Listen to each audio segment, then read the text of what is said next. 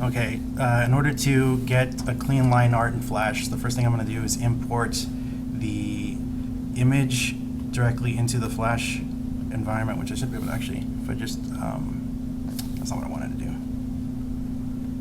That's definitely not what I wanted to do. Okay. So that's the stage, right? Yeah. The white block. So, let me minimize that. Okay. Now what I can do is just take the line art and just drag it directly into the stage, and that'll put it on there.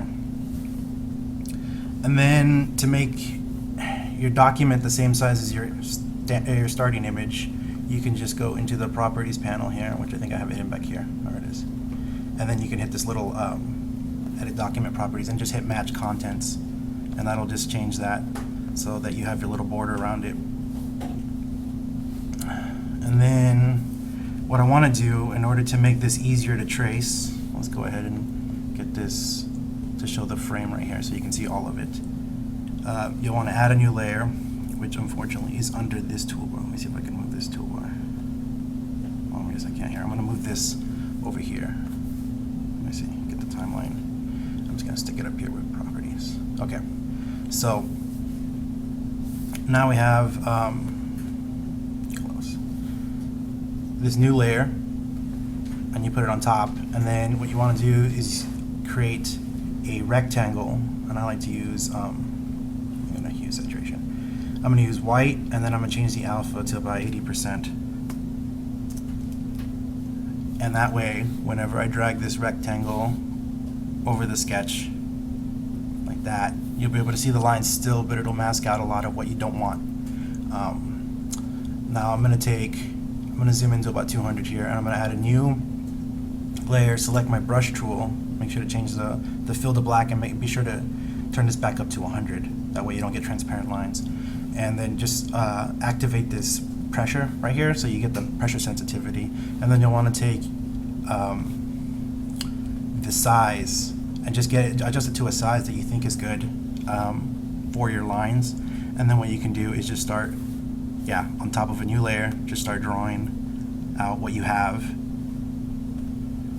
And this part is very easy because you can just be very loose with it, since Flash automatically smooths out the lines you make. And then you can just take these lines, once you have what you want from this, and let's just draw his face right here. Go. Okay, and then say this is our finished drawing. We can just select a layer up here, and you'll see the little dots all over everything telling you selected what you've selected. And then you can, what I like to do is zoom in and then take this smooth tool right here, and then you just hit that a couple times, and you'll notice every time I hit it that it's gonna basically remove some of the jaggedness of the lines, and you can keep doing it. And it's very noticeable that if you do it too much, you'll really start to lose the quality of your lines. Like you see right here, the edges have squared out instead of tapering like they do right here. But if you zoom back out to say 100%, oh, you don't want to do that, you'll see that the lines have become very, very smooth. And then at this point, what you want to do is go back and fix any artifacts that you might have created by smoothing out those lines. So I can go back in here and just fill these in. And then it's really easy too, because if you do a lot of like comic artwork, you can just fill in blacks like that, just very easy. And this is on its own. You can see right here, it's just very clean line work that you can get.